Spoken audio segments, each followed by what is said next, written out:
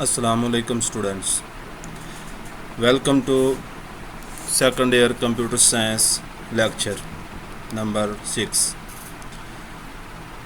आज हमने डिस्कस करना है डेटाबेस मॉडल। डेटाबेस को हमने स्टडी कर लिया। डेटाबेस के ऑब्जेक्टिव्स कौन कौन से हैं वो हमने स्टडी कर लिए।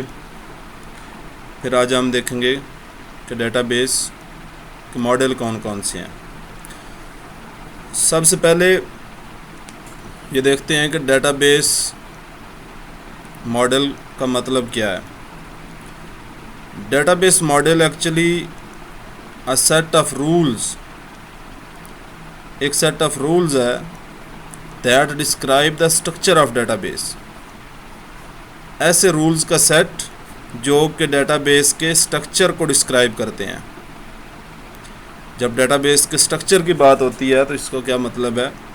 स्ट्रक्चर मीन्स कि डेटाबेस के अंदर कौन कौन टाइप का डाटा स्टोर हो सकता है, यानी किस किस टाइप का डाटा डेटाबेस के अंदर स्टोर हो सकता है। डाटा टाइप्स क्या होती हैं ये फर्स्ट ईयर में आप पढ़ चुके हैं।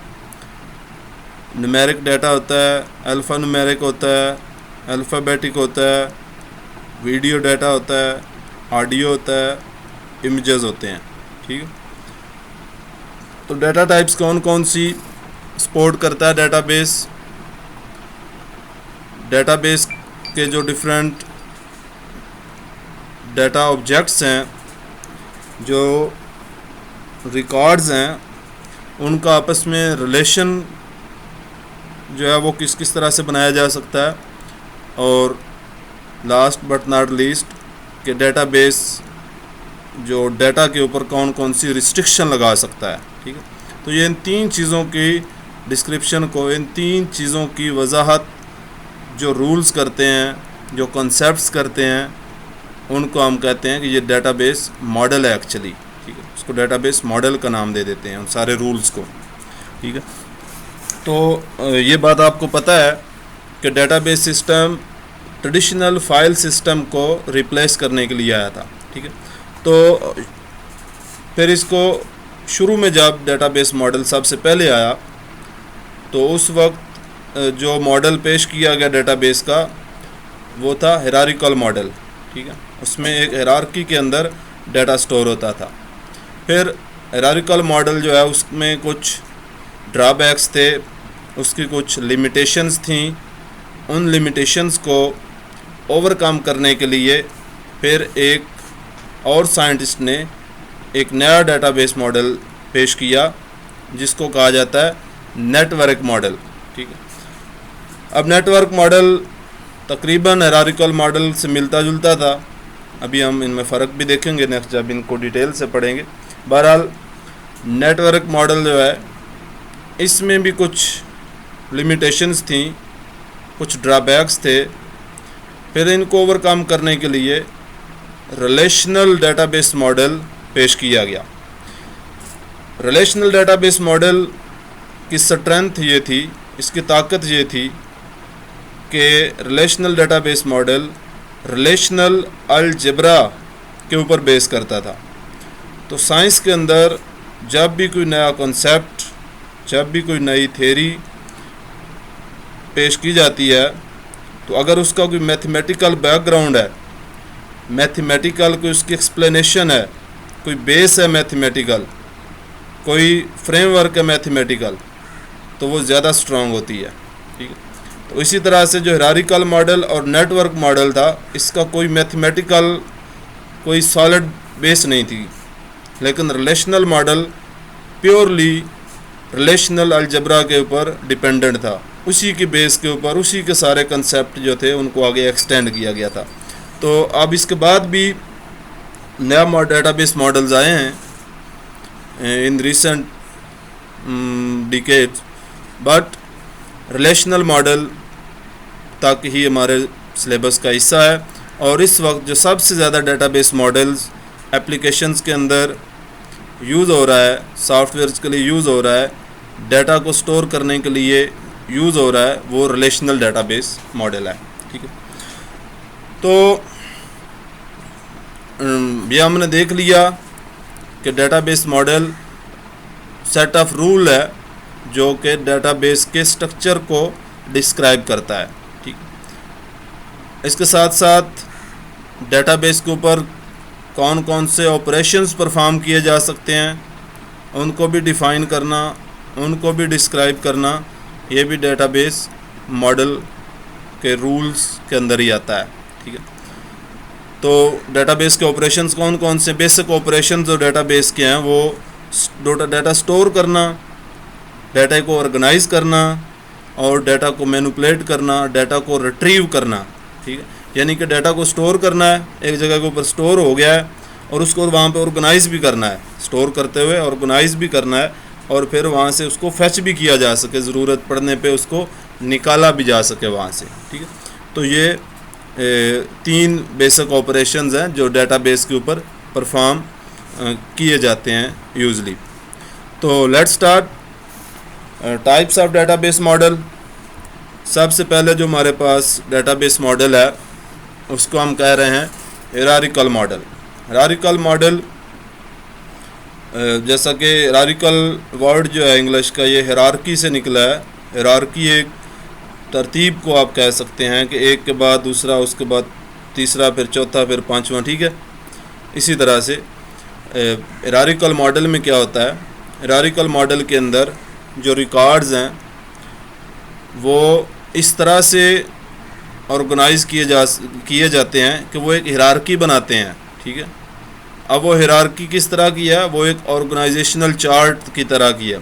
ऑर्गेनाइजेशनल चार्ट से क्या मुराद है, ऑर्गेनाइजेशनल चार्ट, ऑर्गेनाइजेशन, किसी भी ऑर्गेनाइजेशन यानी कि किसी भी आप कह सकते हैं कंपनी, किसी भी महकमे की के जो एम्प्लॉइज़ हैं उनका जो चार्ट बनता है।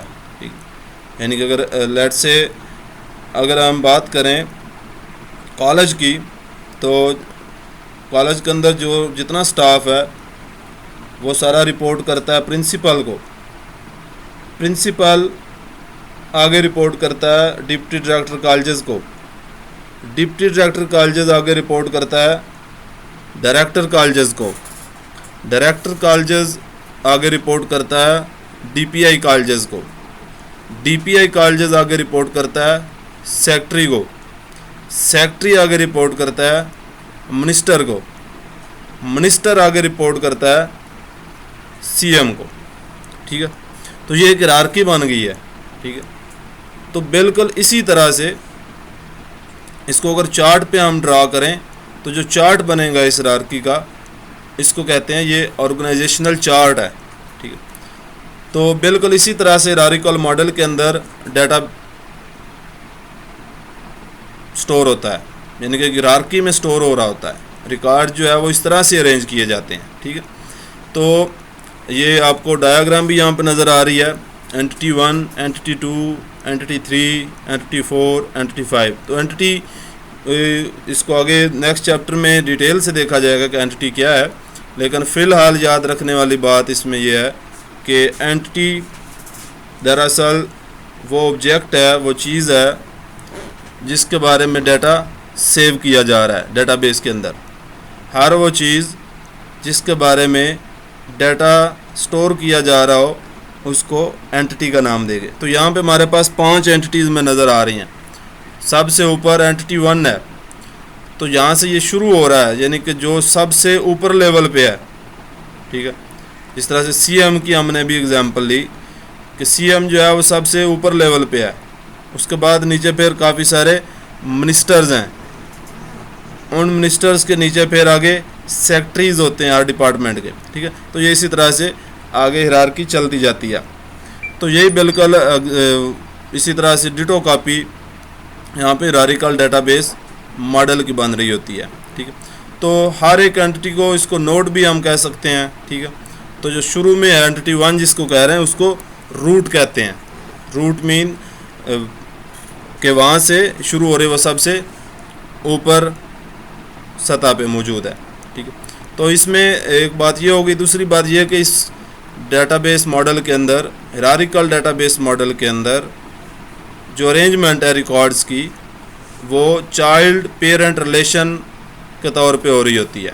ठीक है, एक पेरेंट यानी एंटिटी 1 यहाँ पे पेरेंट है, आगे उसके 2 चाइल्ड्स हैं, एंटिटी टू एंटिटी 3, फिर एंटिटी 3 के आगे मज़ीद 2 चाइल्ड्स हैं, एंटिटी 4 और एंटिटी 5। ठीक है, तो ये एक चाइल्ड पेरेंट रिलेशन बन रहा है। अब इसमें यह है कि कोई भी एंटिटी जो है, कोई भी चाइल्ड जो है, उसका पेरेंट सिर्फ एक ही होगा। ठीक है, किसी भी एंटिटी के एक से ज़्यादा चाइल्ड्स हो सकते हैं, लेकिन किसी भी एक एंटिटी का पेरेंट सिर्फ एक ही होगा। ठीक है, तो ये हायरार्किकल मॉडल है। ठीक है, नेक्स्ट जो मॉडल है वह network model. Network model is similar to hierarchical model but it has one difference. Network model similar है, मिलता जुलता है, तकरीबन हायरार्किकल मॉडल के जैसा है, लेकिन एक मेजर डिफरेंस है इसमें। The difference is that a child node may have any number of parent nodes.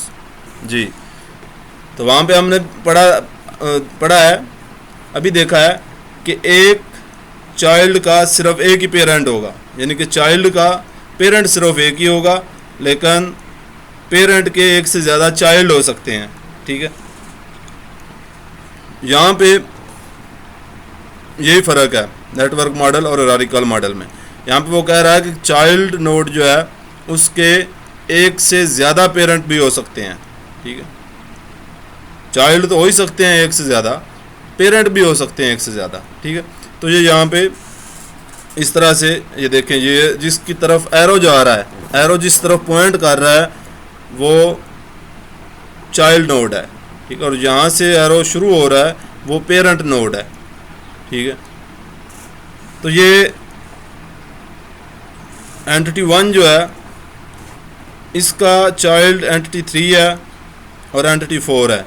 ठीक है, और इसका जो पेरेंट है वो एंटिटी 2 है।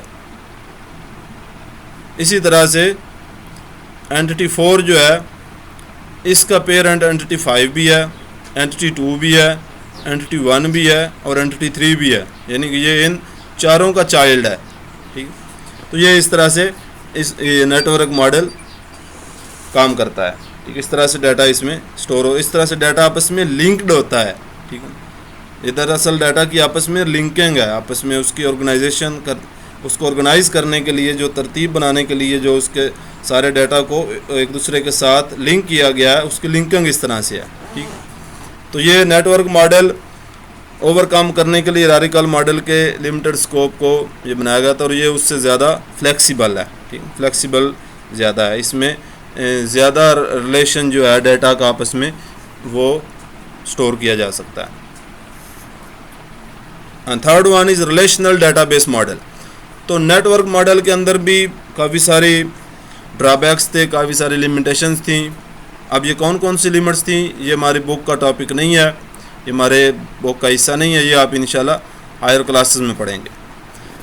रिलेशनल डाटाबेस मॉडल, जैसा कि आपको बताया कि ये रिलेशनल अलजबरा के ऊपर लाई करता है, रिलेशनल अलजबरा की बेस के ऊपर इसको डेवलप किया गया, और ये वेरी सिंपल भी है। हायरार्किकल और नेटवर्क डाटाबेस मॉडल से ये सिंपल है, यानी कि सादा है, और दूसरा ये उससे ज़्यादा एफिशिएंट है, ज़्यादा फ्लेक्सिबल है। ठीक है, तो इसके अंदर होता क्या है, इसके अंदर हर एंटिटी जो है उसका एक रिलेशन बना लिया जाता है, हर एंटिटी का एक रिलेशन बन जाता है। उन रिलेशंस का फिर आपस में जो कनेक्टिविटी है वो कोई फ़िज़िकल पाथ इनका एग्जिस्ट नहीं करता। जिस तरह से बाकी दो जो है उनको आपस में फ़िज़िकल पाथ उनका एग्जिस्ट करता है, यानी कि डायरेक्ट एक्सेस वहाँ पे उसको एक जो ऑब्जेक्ट है डाटा का उसको दूसरे के साथ जोड़ा जा सकता है, लिंक किया गया होता है। यहाँ पे फ़िज़िकल नहीं होता बल्कि लॉजिकल लिंक होता है। ठीक है, यानी कि डाटा जो है उसके एट्रीब्यूट्स के बुनियाद के ऊपर मुख्तलिफ डाटा ऑब्जेक्ट्स को आपस में रिलेट किया जा सकता है, उनके आपस में रिलेशनशिप बनाए जा सकते हैं। ठीक है, तो against in relational model relationship between entities is also represented by diagram that is similar to network diagram, but these relationships are based on the data of the entities। तो ये जो शेयर किया जा रहा है ये इस तरह का कोई लिंक नहीं होता, ये सिर्फ दिखाने के लिए है। इसका जो लिंक बनता है वो डाटा बेस की जो एंटिटीज़ का डाटा है, इनके जो एट्रीब्यूट्स हैं उनकी बुनियाद पर बन रहा होता है। तो बहरहाल ये रिलेशनल डाटाबेस मॉडल जो है इसी को ही हमने नेक्स्ट आगे स्टडी करना है, दूसरे तीसरे चौथे पाँचवें चैप्टर तक, इवन छठे और सातवें में भी इसी को लेकर चलना है। तो रिलेशनल डाटाबेस मॉडल जो है यूज़ भी ये हो रहा है, नेटवर्क डाटाबेस मॉडल और हायरार्किकल डाटाबेस मॉडल अब यूज़ नहीं हो रहा है, ठीक है। तो इसको हम डिटेल से आगे जो है वो इसको पढ़ते रहेंगे, इसको जारी रखेंगे पढ़ना। तो इसको आपने स्टडी कर लेना है, इसको रिवाइज कर लेना है। If you have any question you can ask on WhatsApp group, in personal message, or you can even comment on YouTube video in comment section.